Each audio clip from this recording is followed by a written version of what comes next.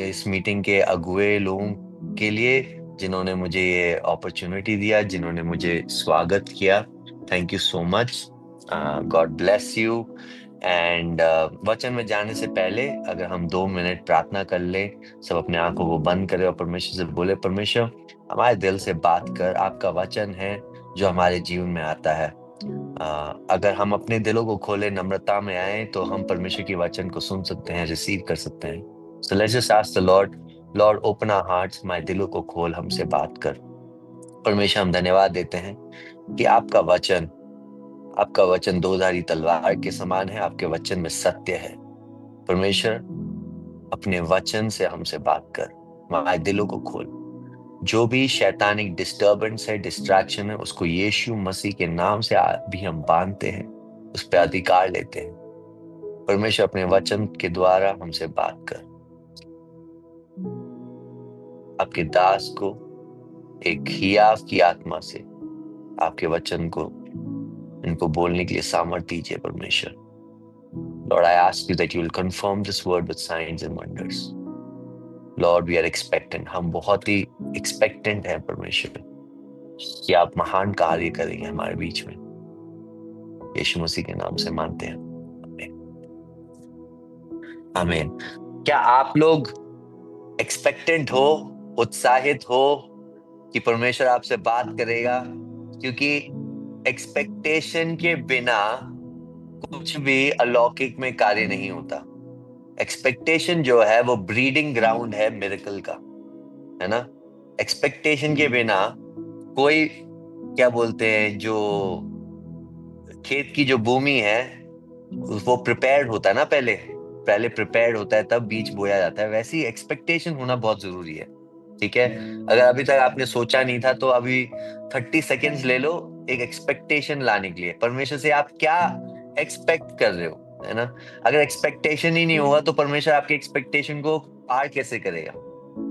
So you need to have an expectation.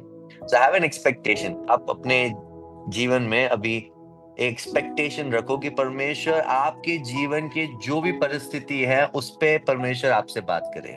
परमेश्वर वैसा वचन देगा, है ना? परमेश्वर का वचन ऐसा मल्टी डायमेंशनल वचन है कि एक सर्मन निकला परमेश्वर के दास से, पर वही सेम सर्मन जब लोगों के कानों तक पहुंचता है, पवित्र आत्मा उसको इतना कस्टमाइज्ड कर देता है, कस्टम टेलर मेड कर देता है कि उनके जीवन की परिस्थितियों के लिए वो काम करता है। वैसा है परमेश्वर का वचन, है ना? तो देखो, यहाँ पे कोई भी महान परमेश्वर के दास नहीं है, हम बिल्कुल साधारण दास हैं, बट महान परमेश्वर के, है ना? तो हम उस महान परमेश्वर की आवाज सुनने आए हैं। अगर आप एक्सपेक्टेंट रहोगे तो आपको भी उस परमेश्वर की आवाज सुनाई देगी, है ना? सो बी एक्सपेक्टेंट। जब प्रार्थना कर रहे थे, आराधना कर रहे थे, मेरे मन में सिर्फ एक वचन आया, वो वचन से शुरू करेंगे और देखते हैं पवित्र आत्मा आज हमसे क्या बात करता है, ठीक है? पहला तिमोथी 1:18। पहला तिमोथी 1:18। कोई मेरे लिए हिंदी में पढ़ दे।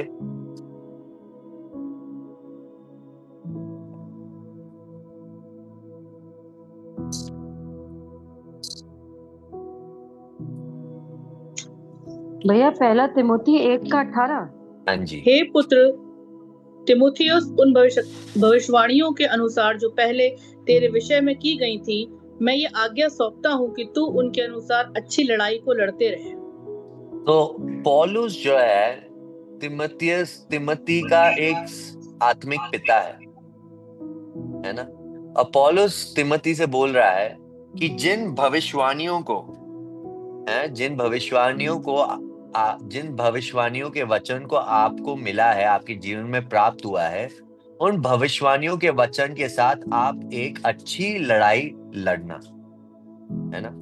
तो आज मैं आपको बस ये बताना चाहता हूं कि परमेश्वर जो भी कार्य करता है वो अपने वचन के द्वारा करता है। ऐसा कोई काम परमेश्वर नहीं करता जो वचन के फ्रेमवर्क के बाहर हो। कुछ भी परमेश्वर करता है, परमेश्वर अपने वचन के अनुसार करता है, वचन के फ्रेमवर्क के अंदर करता है ना?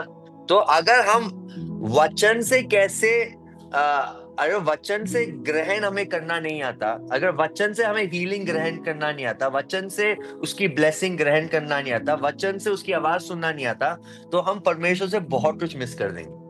क्योंकि परमेश्वर जो भी कार्य करता है वचन के द्वारा करता है, वचन के थ्रू करता है। ठीक है, अब बात यह है कि बहुत सारे मसीहजन, और मेरे साथ भी यही कहानी थी कि बहुत सारे लोग, हमें परमेश्वर का वचन पता है या हमें भविष्यवाणी का ऐसा वचन मिला है जो परमेश्वर के पवित्र शास्त्र में है, पर उसके साथ करना क्या है हमें नहीं पता है। हम फास्टिंग प्रेयर में बैठे, हमें एक वचन मिला, बट उसके साथ करना क्या है, क्या करना है। जस्ट बिकॉज परमेश्वर ने आपके जीवन में वचन बोला, इसका मतलब ये नहीं है कि वो वचन पूरा होगा।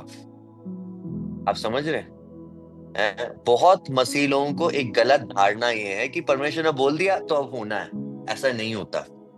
आपको परमेश्वर के वचन के साथ इंगेज करना पड़ेगा, आपको पार्टिसिपेट करना पड़ेगा। जब तक आप परमेश्वर के वचन के साथ पार्टिसिपेट नहीं करोगे, वो वचन आपके जीवन में पूरा नहीं होगा। फॉर एग्जाम्पल, ये बाइबल में कितनी आशीषें हैं, बहुत सारी आशीषें। कितनी आशीषें, बहुत सारी आशीषें। ये सारी आशीषें आपके लिए, ऑफ कोर्स आपके लिए, इसलिए तो बाइबल में दी गई है। परंतु इसमें से कितनी आशीषें हमारी जीवन में हमने प्रकट होते हुए देखी है ना? वही आशीष हमारे जीवन में प्रकट होगी जिस आशीषों को हमने पोजेस किया है। अगर आपको आपके प्रॉमिस लैंड को पोजेस करना है, तो आपको पहले प्रॉमिस लैंड का प्रॉमिस को पोजेस करना पड़ेगा। जब तक आप प्रॉमिस लैंड के प्रॉमिस को पोजेस नहीं करोगे, प्रॉमिस लैंड को पोजेस नहीं कर पाओगे। अब वो प्रॉमिस लैंड आपका चंगाई हो सकती है, वो प्रॉमिस लैंड आपकी आशीष हो सकती है, वो प्रॉमिस लैंड आपका विजन हो सकता है, आपकी मिनिस्ट्री हो सकती है, आपका करियर हो सकता है, आपका फ्यूचर हो सकता है, कुछ भी हो सकता है। परमेश्वर ने इतनी सारी आशीषें भर के रखी है। ये जो वचन जो है, ये खजाना है, खजाने की किताब है। परंतु ये खजाने की किताब में खजाना सबको ऐसे ही नहीं मिलता, आपको ढूंढना पड़ता है। ठीक है, थोड़ी मेहनत करनी पड़ती है, ढूंढ के ये खजाना आपको अपना बनाना पड़ेगा, है ना? बाइबल का वचन जब बाइबल से निकल के आपके हृदय में वचन बन जाए, तो आपको बाइबल के वचन में जो खजाना है वो आपका हो जाएगा। वरना क्या होगा, ये बस बाइबल में पड़ी रहेगी, धूल मिट्टी खाएगी, आप पढ़ोगे, कुछ जीवन में कुछ प्राप्त नहीं होगा। तो ये जो वचन जो है, हमें ऐसा वचन के अंदर जो भी वायदे हैं उसको पोजेस करना है। We have to take hold of it, we have to possess it, है ना? जिससे हमारे जीवन में, हमारे मन में, हमारे कल्पना में, हमारी सोच में, हमारे भावनाओं में, हर क्षेत्र में वचन हमें बदल दे। जब तक वचन हमारे हृदय को नहीं बदलता, तब तक हमारा ये वचन हमारे जीवन को बदल नहीं सकता। आप समझ रहे मेरी बात? तो परमेश्वर जब वचन देता है, परमेश्वर चाहता है, एक्सपेक्ट करता है कि ये वचन हमारे हृदय को बदले। जब तक हमारे हृदय को नहीं बदलता, तब तक ये वचन जो है हमारे जीवन को बदल ही नहीं सकता। इसलिए नीति वचन 4:23 पढ़ोगे तो ऐसे लिखा है, guard your heart, for your heart is the wellspring of life, है ना? लिखा है कि अपने हृदय का सुरक्षा करो, उसे सुरक्षा करो। क्यों? क्योंकि आपके हृदय से जीवन की नदियां फ्लो होती है ना? तो अगर आपको अपना जीवन पसंद नहीं आ रहा, बहुत ही सिंपल है, बाइबल में बहुत ही सिंपल चीजें लिखा है। आपको अपना जीवन पसंद नहीं आ रहा, बहुत ही सिंपल है, दिल बदल दो, जीवन बदल जाएगा। दिल नहीं बदलोगे तो जीवन नहीं बदलेगा। तो यीशु मसीह को स्वीकार किया, वो तो पहला स्टेप था, है ना? यीशु मसीह को हमने स्वीकार किया, पहला स्टेप था। बट इसलिए स्वीकार किया कि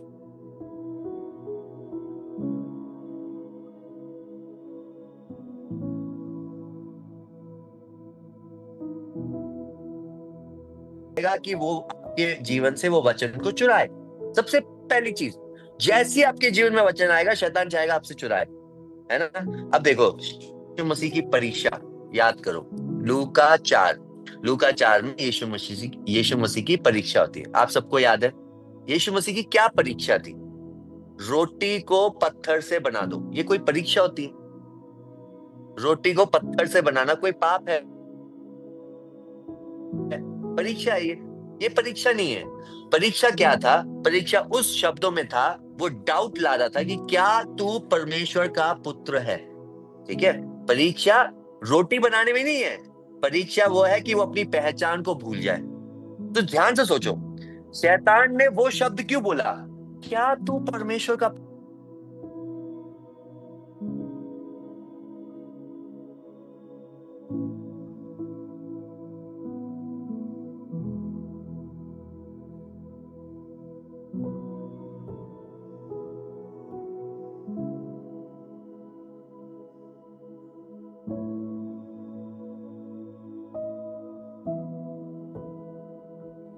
जिससे मैं अति प्रसन्न हूं। ये जो वचन चुराने शैतान बनाया, ठीक है, इसलिए उसने 3 बार पूछा, क्या तू परमेश्वर का पुत्र है, क्या तू परमेश्वर का पुत्र है, क्या तू परमेश्वर का पुत्र है। यही चीज शैतान हमारे साथ करता है। जैसे ही आपके जीवन में वचन आया ना, तुरंत अटैक भी आएगा। क्यों? क्योंकि वो वचन को चुराना चाहता है। जैसे ही आपको वचन मिला हीलिंग का, है, आप हीलिंग के लिए बिलीव कर रहे थे और परमेश्वर का वचन आया हीलिंग का, तुरंत क्या होगा पता है? आप जो हीलिंग का वेट कर रहे थे ना, उसके सिम्टम्स डबल हो जाएंगे। क्योंकि शैतान चाहता है कि आपके हृदय से वो वचन जो है वो चुरा ले। इसलिए आपको वचन से अच्छी लड़ाई लड़नी है। अच्छी लड़ाई लड़ने का काम हमारा है, परमेश्वर का नहीं है। ठीक है, वचन देना परमेश्वर का काम है, परंतु अच्छी लड़ाई लड़ना किसका काम है? हमारी है। देखो, जोशुआ को परमेश्वर ने बोला, तुम क्या कर रहे हो? मैंने वादे का देश दे दिया तुम्हें। ये नहीं बोला मैं देने वाला हूं, बोला मैंने दे दिया है, दे दिया है। परंतु उन दानवों को वादे के देश से भगाना किसका काम है? जोशुआ का। वैसे ही उन उन दानवों को आपके वादों के देश से भगाना हमारा काम है। और कैसे भगाना है?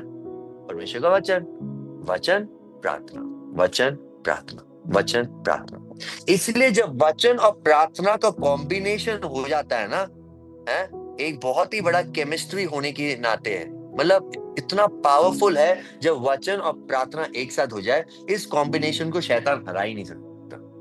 क्यों? क्योंकि आपने वचन लिया और आप प्रार्थना कर रहे हो, क्योंकि आप एक अच्छी लड़ाई को लड़ रहे हो। तो मेरे भाइयों बहनों, मैं आपको आज एनकरेज करना चाहता हूं, आपके जीवन में कोई ऐसी असंभव चीज नहीं, कोई असंभव चीज नहीं। क्यों? क्योंकि असंभव को संभव करने वाला परमेश्वर ने आपको वचन दिया। कितने वचन है, कितने वचन है? आप बाइबल उत्पत्ति से प्रकाशित वाक्य में पढ़ो, कितने वचन है जो आपके असंभव सर्कमस्टांसेस को संभव कर देगा, है ना? आज जो भी असंभव चुनौती आपके सामने खड़ी है, दानव सामने खड़ी है, उसके लिए वचन मांगो परमेश्वर से। प्रार्थना में वचन मांगो, और जब प्रार्थना में वचन आपको मिलता है, वो वचन को अपने जीवन में बो और उस वचन पे खड़े हो जाओ। खड़े हो जाओ, बिल्कुल भी निडर रहना, बिल्कुल खड़े रहना, क्योंकि वो जो वचन जो है वो कार्य करना शुरू करेगा, बिल्कुल कार्य करना शुरू करेगा। पहले आपके जीवन के जो दानव है, उसमें जीवन आपके हृदय में जो दानव है उसको पहले निकालेगा। आपके हृदय में जो भी चीज है, जो भी, जैसे हम जब खेतवाड़ी करते हैं, है ना, जब बीज बोने से पहले वो खेत पहले बनता है ना, उसको तोड़ते हैं, उस पे काम होता है। पहला चीज वचन क्या करेगा? आपके जो दिल की जो खेतवाड़ी है, खेती का जो जगह है, उसको ठीक करेगा, है ना। जैसे ही आपको पता लगा कि आपका दिल ठीक हो रहा है क्योंकि वचन आया आपके अंदर, तो ये समझ लेना मेरे भाइयों बहनों, परमेश्वर का वचन ऑलरेडी काम कर रहा है, ऑलरेडी काम कर रहा है। चाहे आपको के भौतिक जीवन में दिख रहा ना हो, शारीरिक जीवन में दिख रहा हो या ना हो, उससे कुछ फर्क नहीं पड़ता। परंतु अगर आपका हृदय बदलने लग गया क्योंकि उसका वचन आया है, तो ये मान लो समय बस देरी नहीं, बिल्कुल वो वचन बिल्कुल कार्य करने वाला है। Hallelujah, hallelujah. देखो, मैं आत्मिक रूप से यहाँ पे सेंस कर रहा हूँ, एक चीज सेंस कर रहा हूँ कि आप में से कई लोग हैं जिन बहुत समय से संघर्ष कर रहे हैं और बहुत बातों के लिए प्रार्थना कर रहे हैं, और आप सोच रहे हैं कि परमेश्वर उसका उत्तर कब देगा। भाइयों बहनों, मैं आपको गुड न्यूज देने आया हूं, परमेश्वर ने उत्तर दे दिया है। ऐसी कोई बात नहीं जिसके लिए आपने प्रार्थना किया और परमेश्वर उत्तर देने वाला है। परमेश्वर ने उत्तर दे दिया है। इसलिए वचन कहता है कि his promises in Jesus are yes and amen. उसकी वादाएं यीशु मसीह में हाँ और आमीन है। मतलब परमेश्वर ने ऑलरेडी दे दिया है।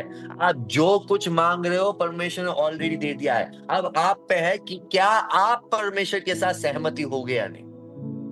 आप रेडी हो परमेश्वर के साथ सहमति होने के लिए? बोलो कि मैं परमेश्वर ये वचन लेता हूं, आपके वचन में खड़ा रहूंगा, खड़ी रहूंगी, और जब तक ये वचन पूरा नहीं होता मैं इस पे विश्वास करूंगी, इसको अपने जीवन पे बोऊंगी, प्रार्थना करूंगी और इस वचन को फलवंत होते हुए देखूंगी। Hallelujah, hallelujah, hallelujah. भजन संहिता 1-2। अब देखो मुझे इंग्लिश में आता है तो मैं पूरा पैराफ्रेज कर रहा हूँ, ठीक है। भजन संहिता 1-2 लिखता है कि जो परमेश्वर के वचन में मनन करता है दिन और रात है, वो उस वृक्ष के समान है जो फलवंत रहता है और जो फूलता रहता है ना। आपको फलवंत और फूलने वाला वृक्ष परमेश्वर बनाना चाहता है, और वो बनेगा कैसे? जब आप इस वचन को ग्रहण करोगे और इस वचन पे खड़े हो जाओ। विश्वास करो, अच्छी लड़ाई लड़ो, अच्छी लड़ाई लड़ो, निराश मत हो। समय चला गया, बहुत समय चला गया, आप डिसअपॉइंट मत हो। वो वचन अगर आपके जीवन में आया है, अगर आपने विश्वास किया है, तो वो वचन पूरा होगा। हमारा विश्वास योग्य परमेश्वर है, हमारा परमेश्वर विश्वास योग्य। He is faithful, he is faithful, he will do it. वो करेगा, वो बिल्कुल करेगा। यशायाह की किताब में लिखा है कि हर एक वचन जो परमेश्वर के मुंह से निकली है वो चूकेगी नहीं, वो कार्य को जरूर करेगी, बिल्कुल करेगी, है ना। परंतु बात यह है कि क्या आप अच्छी लड़ाई लड़ोगे, या जब शैतान आपके जीवन में परीक्षाएं लाएगा आप जल्दी से हार मान जाओ? डोंट गिव अप, अच्छी लड़ाई लड़ो, अच्छी लड़ाई लड़ो, बिल्कुल अच्छी लड़ाई लड़ो, क्योंकि परमेश्वर आपके साथ है, परमेश्वर आपके साथ है, परमेश्वर आपके साथ है। आज धीरज बांधो, ही आपके साथ, अच्छी लड़ाई लड़ो, क्योंकि परमेश्वर ने अपना वचन आपको दिया है। आमेन, आमेन। चलो एक कहानी सुनाता हूँ पहला राजा से, ये पूरा इसको रैप अप करने के लिए तो थोड़ा आपको और क्लैरिटी मिलेगी। पहला राजा 18 का 1 आयत पढ़ना, पहला राजा 18 का 1 आयत। बहुत दिनों के बाद तीसरे वर्ष में यहोवा का ये वचन एलिया के पास पहुंचा, जाकर अपने आप को अहाब को दिखा और मैं भूमि पर मेंह बरसा दूंगा। ठीक है, अब ध्यान से सुनना। परमेश्वर का वचन किसके पास आया? एलिया के पास आया। क्या आया? कि मैं मेघ बरसाने वाला हूं, है ना। परमेश्वर का भविष्यवाणी का वचन है कि मैं मेघ बरसाने वाला हूं। अगर आपको इसका थोड़ा सा कॉन्टेक्स्ट पता हो तो 3 साल तक बारिश नहीं हुई, अकाल पड़ा था, सब सूखा था। तो मेघ आना उस टाइम के लिए बहुत बड़ी बात है ना। अब एलिया को किसने वचन दिया? भविष्यवक्ता ने नहीं दिया, उसको परमेश्वर ने दिया, बिल्कुल दिया, परमेश्वर ने दिया। ठीक है, अब वर्स 41 पढ़ो, सेम चैप्टर, पहला राजा 18 का 41। फिर एलिया ने अहाब से कहा, उठकर खा पी, क्योंकि भारी वर्षा की सनसनाहट सुन पड़ती है। ओके, अब मेरे पास सवाल है, किसने वचन दिया? परमेश्वर ने। अभी मेघ आई है क्या? अभी नहीं आई, अभी मेघ नहीं आई, ठीक है। अगर अभी मेघ बारिश नहीं हुई है तो एलिया को भारी वर्षा की सनसनाहट कहां से सुनाई दे रही है? कैसे दिख रही है उसको? कैसे सुनाई दे रही है? आपको तो नहीं सुनाई दे रही, इनको कैसे सुनाई दे रही है? पता है कहां से? जिस वचन में परमेश्वर ने बोला कि वर्षा होगी, उस वचन में एलिया को सुनाई दे रहा था। ठीक है, जो वचन परमेश्वर आपको देता है ना, उस वचन में परमेश्वर की एक वास्तविकता है जिसमें आप सुन सकते हो, जिसमें आप देख सकते हो, जिसमें आप अनुभव कर सकते हो। ठीक है, हर वचन में परमेश्वर की क्या है? वास्तविकता है। तो आप बीमार हो और परमेश्वर ने चंगाई का वचन दिया, तो उस चंगाई के वचन में आप वो वाली वास्तविकता को महसूस कर सकते हो जो आपके जो शारीरिक वास्तविकता से बिल्कुल अलग है। तो एलिया ने क्या बोला? अरे परमेश्वर का वचन आया था और परमेश्वर के वचन ने बोला कि 3 साल के बाद ये बारिश होने वाली है और मुझे अभी बारिश की वर्षा की सनसनाहट सुनाई पड़ रही है।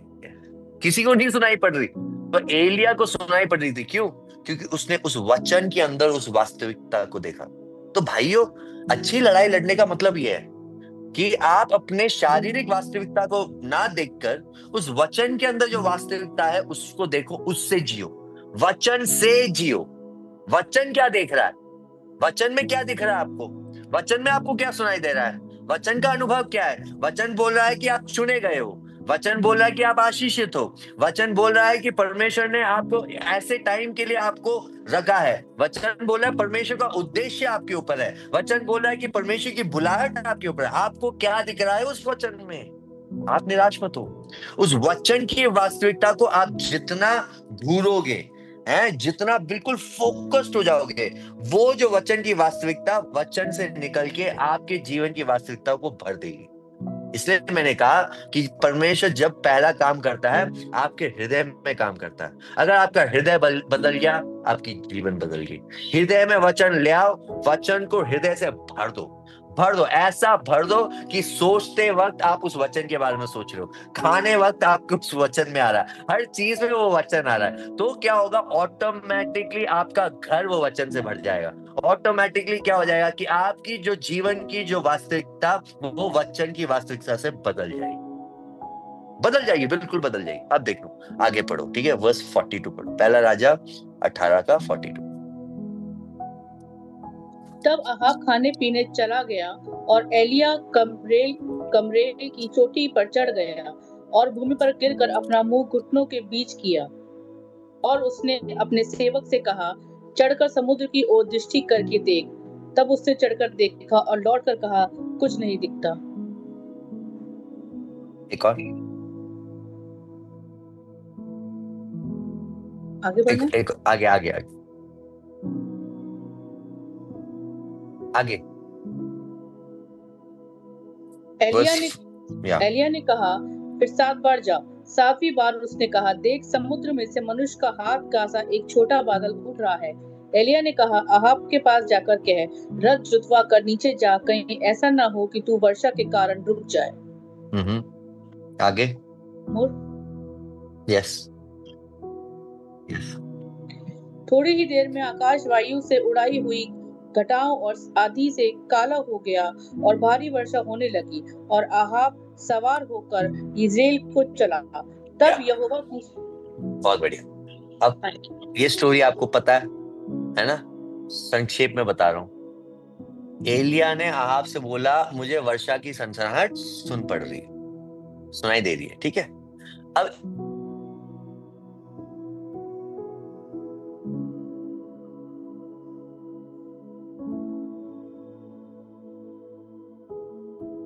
तो प्रार्थना में हम क्या करते हैं? वचन के साथ हम उसको अनुमति देते हैं, परमेश्वर ये मेरा घर आपका, आपको जो करना है करो। इसलिए यीशु मसीह ने बोला, ऐसी प्रार्थना करो जैसी आपकी इच्छा हो, स्वर्ग में वैसे ही पृथ्वी पर भी हो जाए। तो प्रार्थना में हम क्या कर रहे हैं? हम परमेश्वर को अनुमति दे रहे हैं। तो आप सोच रहे हो, अरे परमेश्वर को अनुमति की क्या जरूरत है? वो तो राजाओं का राजा है। वो राजाओं का राजा जरूर है, पर वो जेंटलमैन है। वो दुष्ट आत्मा नहीं है जो घुस के आ जाता है, कहीं पर भी दिख जाए घुस के आ जाता है। वो जेंटलमैन है, और क्योंकि उसने हमें अपने स्वरूप में बनाया है, वो हमारे फ्री विल को रिस्पेक्ट करता है, हमारे चॉइस को, हमारे डिसीजंस को, इच्छाओं को रिस्पेक्ट करता है। इसलिए जब तक हम उसको अनुमति नहीं देते, वो हमारे जीवन में काम नहीं करता। तो प्रार्थना में हम क्या कर रहे हैं?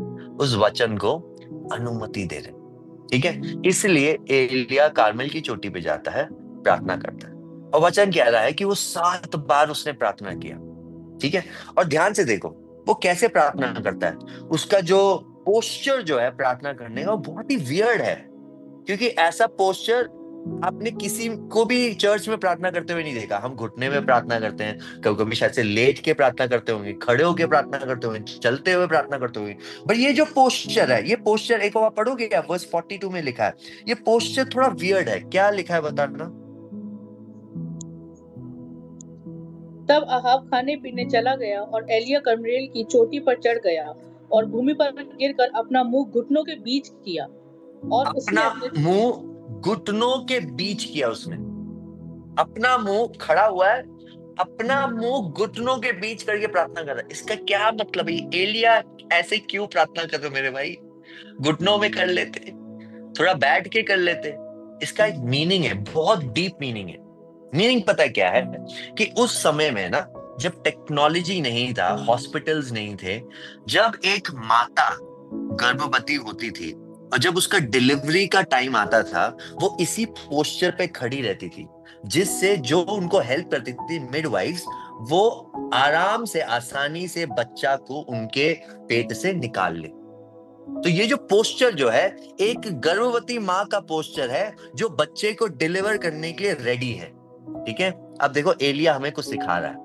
एलिया क्या सिखा रहा है वर्स 1 में? कि परमेश्वर का वचन मेरे कान में आया। क्या आया? 3 साल के बाद की वर्षा होने वाली है। एलिया बोल रहा है ये वचन को मैंने ग्रहण कर लिया बीच के नाई, अब मैं वचन के साथ गर्भवती हो गया हूं, और मैं प्रार्थना कर रहा हूं, अनुमति दे रहा हूं इस वचन को कि पहले मेरे जीवन को बदले, मेरी अंदरूनी वास्तविकता को बदल ले, और जैसी मेरी अंदरूनी की वास्तविकता बदल जाएगी, मैं अपने आंखों से, शारीरिक आंखों से देखूंगा। हालेलुया। मत्ती में आपने कहानी पढ़ी होगी, यीशु मसीह कैसे पैदा हुए। पहले पवित्र आत्मा मरियम पे आया, मरियम को उसने कंज्यूम किया। पवित्र आत्मा की शक्ति ने जब मरियम पे कंज्यूम किया, तो मरियम को एक वचन का बीज मिला, और वो वचन जो है उसके अंदर देहधारी हुआ और 9 महीने के बाद बाहर निकला है। यही सेम कॉन्सेप्ट हमारे साथ होता है कि जब हम ये वचन पढ़ते हैं, हमारे दिल में जब जाता है वचन, ये वचन बीज के नाई हमारे दिल के गर्भ पात्र में जाता है और कंसीव्ड हो जाता है, और धीरे धीरे धीरे करके ये वचन हमारे दिल के हर एक क्षेत्र को कब्जा करने लगता है। परंतु सवाल ये है कि क्या हम अच्छी लड़ाई लड़ेंगे जिससे ये जो वचन का बीज हमारे जीवन के अंदरूनी क्षेत्रों को पहले कब्जा कर दे? जब तक ये वचन हमारे जीवन के अंदरूनी क्षेत्रों को कब्जा नहीं करता, हमारे बाहरी क्षेत्र को कब्जा नहीं कर सकता। इसलिए एलिया 7 बार प्रार्थना कर रहा है ना? क्योंकि वो क्या बोल रहा है? मैं वचन से गर्भधारित हूं और मैं ये वचन को रिलीज करने वाला हूं। So he is taking a posture of a woman who is pregnant. एक प्रेग्नेंट वुमन का पोस्चर ले रहा है और डिलीवर कर रहा है बच्चे को। प्रोफेटिक पिक्चर है वो, प्रोफेटिक पिक्चर है। आप ऐसे मत प्रार्थना करना, आप घुटनों में ही प्रार्थना करना, वही सही है। ये हमें सिखाने के लिए वो प्रोफेटिक पिक्चर कर रहा है ना? 7 बार प्रार्थना करने के बाद वो अपने नौकर से बोलता है जाके देख। तो जब देखता है, वो बोलता है कि हमें एक बादल दिखा, एक मनुष्य के हाथ के नाई। मनुष्य के हाथ के नाई क्यों? क्योंकि हमें दर्शाने के लिए कि ये एलिया का गर्भधारित बीज है जो हम देख रहे हैं बादल के नाई, है ना? तो भाइयों बहनों, जो भी कुछ वचन आपको मिलता है, आप उस वचन के साथ गर्भधारित हो सकते हो। I am using this word, but ये मेटाफर है, ठीक है? इसको पोएटिकली लेना, लिटरली मत लेना। गर्भधारित का मतलब ये है कि आपका वचन ये दिल में चला जाए, और दिल में ऐसा चला जाए, पहले छोटे से होगा। जैसे एक माता प्रेग्नेंट होती है तो वो बीज बिल्कुल छोटा होता है, बिल्कुल छोटा, बोलते हैं दाने के समान होता है, फिर धीरे धीरे धीरे धीरे करके बड़ा होता है, और 6वां 7वां महीने में आपको दिखता है कि माँ में भी चेंजेस आ गई हैं, माँ भी बड़ा हो रहा है। वैसे ही जब वचन आपके अंदर बढ़ना शुरू होगा, आपके अंदर चेंजेस आएंगे, आपकी पर्सनालिटी बदलेगा, आपकी बोली बदलेगी, आपका सोच बदलेगा, आपकी कल्पनाएं बदलेंगी, आपकी भावनाएं बदलेंगी। ये जब चेंजेस आपको दिखने लग जाए ना, तो आप समझ जाना कि वचन काम करना शुरू हो चुका है। हालेलुया। अब बस कुछ देर की बात है कि वो वचन आएगा और आपके जीवन को बदल देगा। ये अलौकिक का सीक्रेट है मेरे भाइयों बहनों, ये अलौकिक का सीक्रेट। अलौकिक का सीक्रेट क्या है? परमेश्वर का वचन और उसकी आत्मा जब एक हो जाए, आपके जीवन में अलौकिक काम होता है। आमीन। तो जब परमेश्वर आपको वचन देता है, इनफैक्ट परमेश्वर आपको वचन कैसे देता है? जब वचन पढ़ते हो, परमेश्वर आपको वचन दे रहा है ना? वचन पढ़ते हो, परमेश्वर आपको वचन दे रहा है। आप वो वचन को पकड़ो और उसको पोजेस कर लो अपने दिल में उसको कब्जा कर लो। पढ़ो, वही सेम वचन को पढ़ो बार बार बार बार बार बार बार बार, जब तक आपकी कल्पनाएं चेंज नहीं होती, जब तक आपकी भावनाएं चेंज नहीं होती, तब तक उस वचन को पढ़ते रहो, है ना। मुझे मुझे मेरी मिनिस्ट्री के बहुत ही शुरुआत में मुझसे एक पास्टर ने एक बहुत पावरफुल चीज बोली, जो मेरे जीवन को एक्चुअली बदल दिया। उन्होंने बोला, सैम, 1000 आयतें एक दिन में पढ़ने से अच्छा है कि आप एक आयत को 1000 बार पढ़ो। फिर से बोलता हूँ, 1000 आयतें एक दिन में पढ़ने से अच्छा है कि आप एक आयत को 1000 बार पढ़ो। ठीक है, अब इसका मतलब ये नहीं कह रहा कि आप एक ही आयत पढ़ो, ये नहीं कह रहा, मैं वो नहीं कह रहा, बट आप समझने की कोशिश करो कि एक आयत को ऐसा मनन करो कि आपके दिल में वो बस जाए, कि शैतान आके भी ना वो चोरी ना कर पाए। आपकी नींद में भी ना आप उस वचन की ऐसा ऐलान करो, ऐसा घोषणा करो, क्योंकि वो वचन आपके अंदर आ गया। वो यहाँ पे नहीं है, यहाँ पे है। यहाँ पे है तो कभी भी चुरा सकता है ना। यहाँ पे ये विश्वास यहाँ से नहीं आता, दिमाग से नहीं आता, विश्वास आता है आपके दिल से, आपके दिल से। पर वो विश्वास आता है कैसे? वचन सुनने से। तो जब वचन सुनते हो, वो बीज जाती है, बीज को टाइम लगता है रूट लेने में। जब तक रूट लेने में टाइम लगता है, उस वचन पे खड़े रहो, उसकी घोषणा करो, प्रार्थना करो उस वचन के साथ, वचन के साथ प्रार्थना करो, वचन के बिना बात प्रार्थना करो, वचन के साथ प्रार्थना करो, वचन की घोषणा करो।